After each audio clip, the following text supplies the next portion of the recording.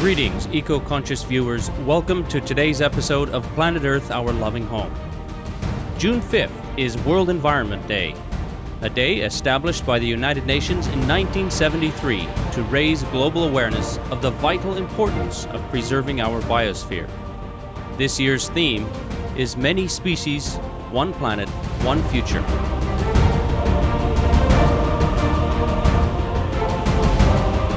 In honor of this day, our program features excerpts of interviews with respected climate scientists, prominent political figures, knowledgeable environmental specialists, and concerned citizens regarding how intensive animal agriculture devastates our environment. According to Livestock's Long Shadow, a report released in 2006 by the Food and Agriculture Organization, or FAO, of the United Nations, the livestock industry is chiefly responsible for almost all the very serious environmental issues currently facing the planet, including land degradation, deforestation, water pollution and shortages, and above all, global warming. We begin with how production of animal products takes up huge tracts of land across the globe and thus robs humanity of the true productivity of the soil.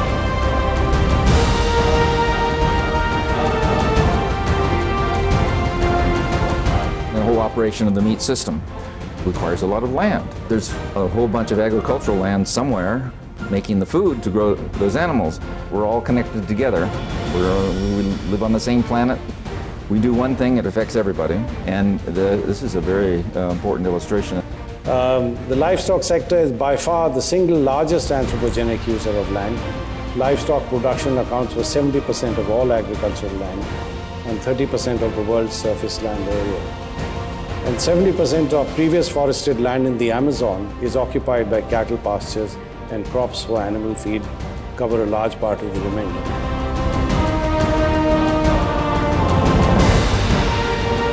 Forests everywhere play a crucial role in absorbing atmospheric carbon dioxide.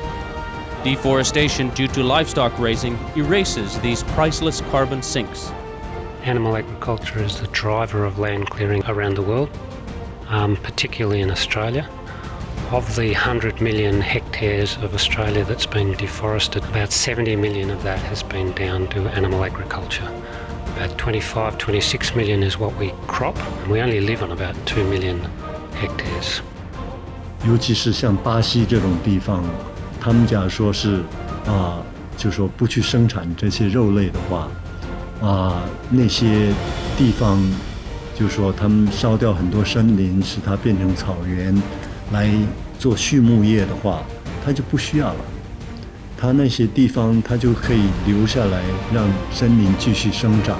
这样的话，因为森林燃烧排放的二氧化碳就可以省下来，这个是很重要的。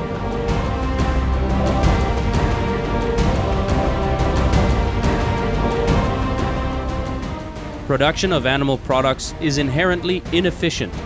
It drains enormous amounts of our precious natural resources, such as water, and diverts food crops away from the hungry in order to feed factory-farmed animals instead. Other environmental impacts of livestock: amount of water needed to produce 1 kilogram of maize is 900 liters, rice 3,000 liters, chicken 3,900, pork 4,900, and beef a whopping 15,500 liters. So it's also intensive in the use of water if you take the entire cycle. 1/3 of the world's cereal harvest and over 90% of soya is used for animal feed. It takes close to 10 kilograms of animal feed to produce 1 kilogram of beef, and 4 to 5.5 kilograms of grain to produce 1 kilogram of pork, and 2.1 to 3 kilograms of grain to produce 1 kilogram of poultry meat. Indeed, there's a lot of water goes into producing a kilogram of beef, and a lot of water also goes into producing dairy products. So much dairy in Australia is conducted on lands that wouldn't actually be suitable for dairy except for irrigated agriculture. So this is water that's piped from the Murray and sprayed over vast areas of pasture to produce sufficiently green pasture to produce milk. But that's the same water that's in desperate short supply in Adelaide. It's killing the Coorong, for instance, because it's not getting enough water flow. These are being sprayed onto the green fields of Western Victoria to produce dairy. It's not actually a very sensible use of water at all. I would say that it is an issue that is quite important, and we need to grapple with it, that producing protein from livestock is extremely consumptive as far as water requirements. To produce the same amount of protein from meat compared to, say, legumes, I think it's on the order of 7 or 8 times more energy is required to produce that. In other words, it is quite costly for natural resources and energy consumption to produce beef. So as far as environmental responsibility, I would say that livestock has been shown to be quite energy intensive, water intensive, and land intensive. Converting forests into pasture land, we've changed much of our landscape. In fact, agriculture alone has changed the landscape of the planet more than any other driver. So I would advocate getting off of the meat diet, that it really is not sustainable.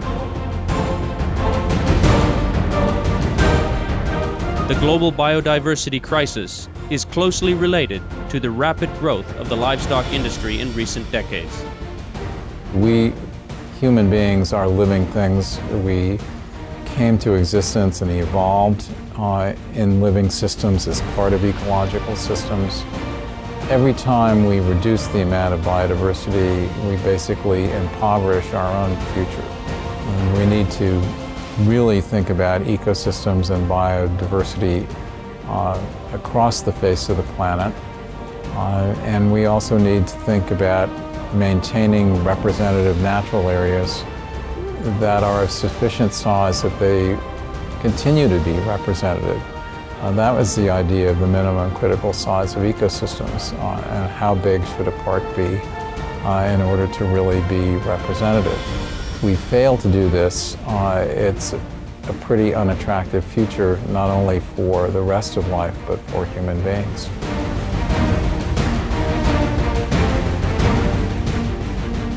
When we return, we will continue to examine the harmful effects of the livestock industry. Please stay tuned to Supreme Master Television.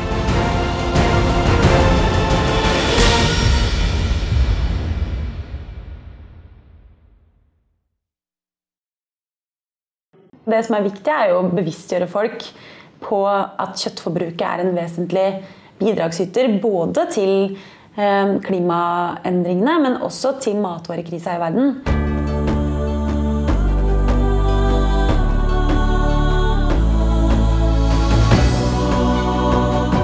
Welcome back to Planet Earth, Our Loving Home, here on Supreme Master Television. As June 5th is World Environment Day, today's program discusses intensive animal agriculture's severe detrimental impacts on our environment and climate. Factory farms severely pollute streams, rivers, and lakes, where the drinking water becomes contaminated with nitrates and phosphorus from the manure.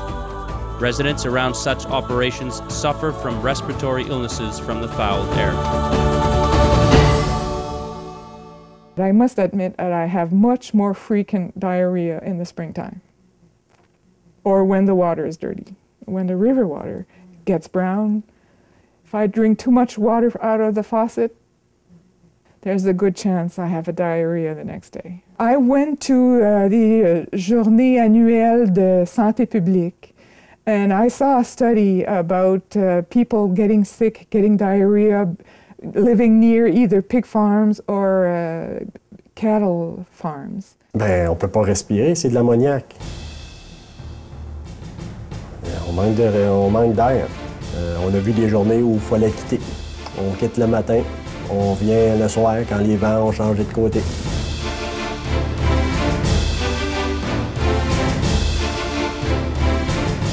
Livestock raising for meat production is the single largest emitter of human-produced methane, a very potent greenhouse gas. It has 72 times the warming potential of carbon dioxide measured over a 20-year period.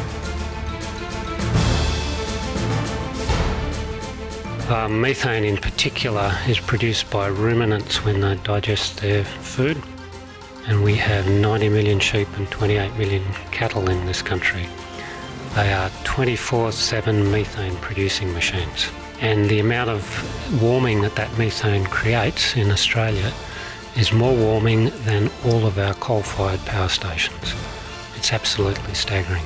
畜牧业它带来的这个改变，其实比二氧化碳的抑制更有效，因为二氧化碳在大气里面它的生命周期很长，可以从50年到200年。今天我们就算全部地球的人通通停止这个二氧化碳的排放，我们大概也要50到200年以后才可以看到这个结果有很显著的这个产生。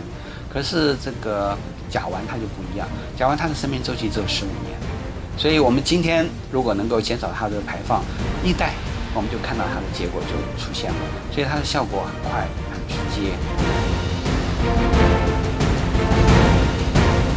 Retired World Bank Group Lead Environmental Advisor Dr. Robert Goodland and Research Officer and Environmental Specialist for the group's International Finance Corporation Division, Jeff Anhang, in their article Livestock and Climate Change that was published in World Watch magazine, concluded that the livestock production cycle and supply chain produce at least 51% of human-caused global greenhouse gas emissions.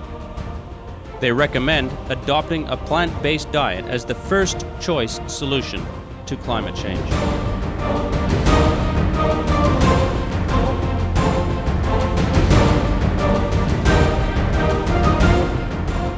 All of these things are connected, and so we see a strong need to help to move to reduce meat consumption as part of a response to climate change, as well as all the other good reasons for doing it, to do with health, to do with obesity, all the other things that we know about. We can also take other steps such as changing our diet. For those of you who are vegans and have chosen to avoid animal product completely, then you're already taking a major step to reducing your own footprint in terms of reducing your carbon emissions from your diet.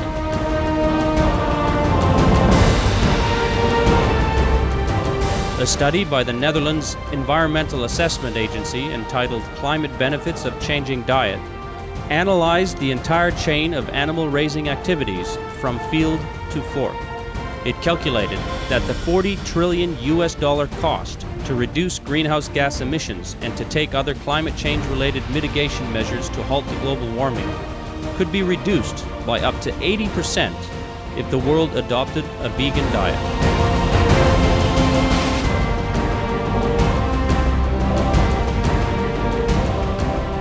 We assumed that the grasslands that were not used by cattle anymore would go back to their natural state. For that reason, several parts of the world will grow forests and retain carbon in terms of more woodland. As the best and most effective answer to the climate crisis, Supreme Master Ching Hai has advocated organic vegan farming and adoption of the plant-based diet, as highlighted in an October 2009 climate change conference in Formosa, or Taiwan. Without the needless animal industry, not only we will gain forests, we can also have organic vegan farmlands to grow real decent food for humans. And like the forest, these farmlands can also absorb a lot of heat from the atmosphere. And a global shift to organic vegan practices could mean 40% of all greenhouse gases absorbed as well, apart from the 50+% that we eliminate through the terminating of the animals raising practice. World governments could save tens of trillions of US dollars if everyone be veg and plant organic.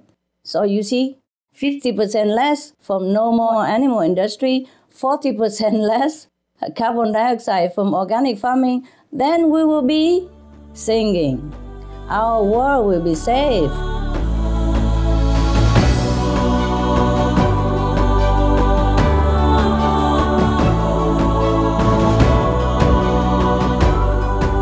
Our sincere thanks go to all those featured on today's program for their insightful perspectives on the livestock industry and its destruction of our environment.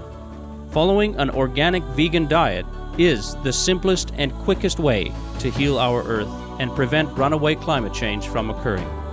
We wish all viewers a very splendid World Environment Day. Thank you for joining us on Planet Earth, Our Loving Home. Coming up next is enlightening entertainment after noteworthy news. May we all be noble-minded and have life-saving, compassionate hearts.